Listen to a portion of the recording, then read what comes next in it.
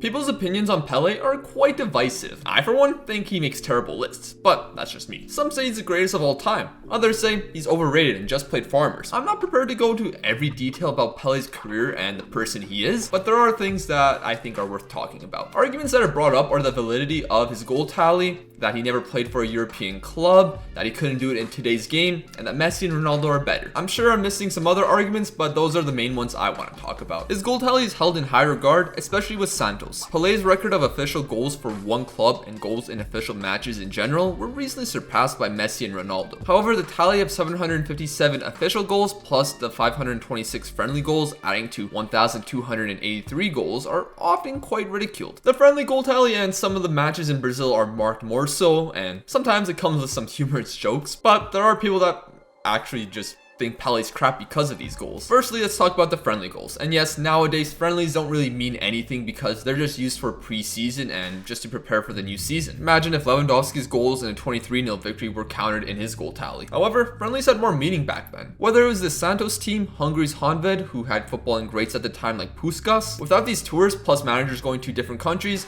football would probably not develop as quickly as it did during that time frame. When Santos went on tour for matches, they were a box office attraction. The club were paid pretty well for these matches, and Pele was quoted saying that they went into these matches wanting to win every game. Because it wasn't just a club match, but they were representing the entire country when they were visiting, say, England. With Brazil's 1958 World Cup victory with a 17-year-old Pele, it was a big deal playing this Santos side that had Pele and other great Brazilians on that team. Teams wanted to defeat the Santos side to show their worth. In their European tour in 1961, they were on a long undefeated streak. Olympiacos ended up being the first team to defeat them, and it became such a big deal for their club that it's in their official hymn.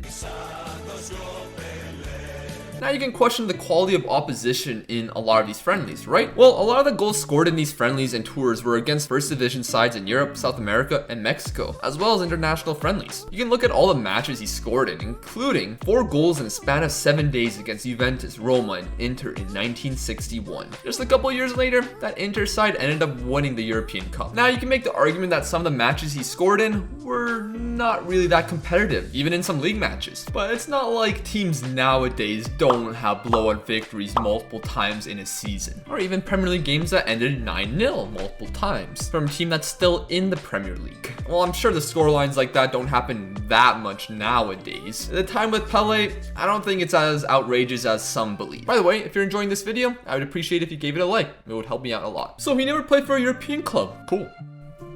Who cares? No, really, who cares? Yes, some of the matches he played in Brazil League matches were quite excessive, but let's just look at some other leagues around the time of some Champions League winners. First, we have Benfica winning the 1961 Champions League. In their league campaign, they won games 5-0, 8-1, 7-2, 8-0. Not really close games. Okay, what about Real Madrid? They won multiple European Cups around this time as well, so let's look at their 1960 season. 7-1, 7-0, 6-0, 11-2, 8-1, and if you compare the goals scored in those respective campaigns, they're all quite similar. Each of the better leagues around that time surely had a bunch of bad teams in them. He also ended up playing a bunch of European teams throughout his career, especially some of the better ones as well, so what difference does it really make? And in these matches, many fans came to watch his side play and often gave a great contest to watch. The only time they played Real Madrid, it was labeled by Spanish media as the match of the century. I think that name was already taken in Spain, but okay. Real Madrid did win, and never wanted to play Santos ever again. They even pulled out of a tournament that had Santos in it a few years later, which Santos won. I'm sure it's gotten in your head that sports from that era is a lot different to nowadays. So next up is the argument that Pele couldn't do it in today's game. Really?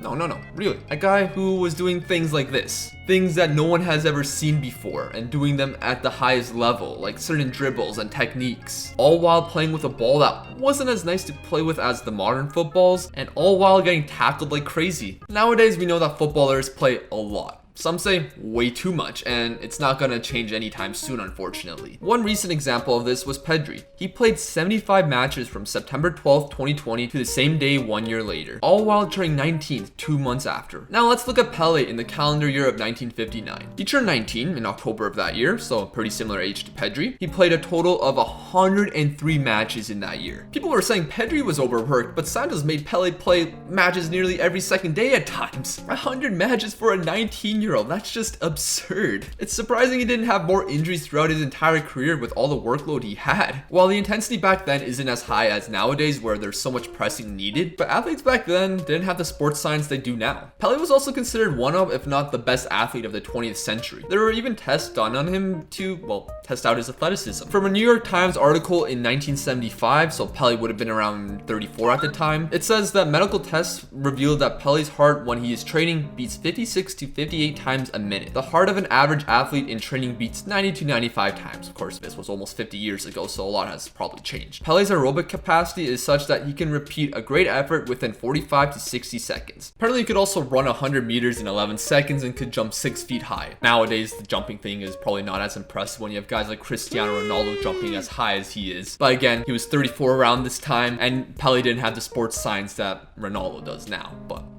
let's not worry about the comparisons now. Please. Of course, if you want, you can take this with a grain of salt because this is from the New York Times and he was drawing the New York Cosmos, but I still feel like it's worth bringing up. However, I like to imagine that what if Pele had this modern training we have nowadays of sports science and things like that? At worst, he would be a good player. It's not like the main strength of his play is something that wouldn't work nowadays. Now here comes the last argument. Messi and Ronaldo are better than him. Okay, cool. I can't argue with that. You could also say that Maradona is better than him. You can say that Chro's better than him. You can say that R9's better than him. However, you'll probably never be right. I think comparing greatness in different eras is probably just a waste of time. Pele was the greatest in his era, like how Messi and Ronaldo are the greatest in their era. To be great, you obviously need to be the best, but also be able to do it for long periods of time, which Pele did. However, I can never say that Pele is the best of all time because I never lived in that era. I can say that about Messi and Ronaldo. You can look at Pele's highlights and see some full matches that have him. However, it's never going to be the same experience as those who watched him back then. The game was completely different back then, and the game will be different in 50 years. Who knows? Maybe the Super League will become a thing in the future, and our grandchildren will think that Messi and Ronaldo are frauds because they never played in the Super League. Let's hope not.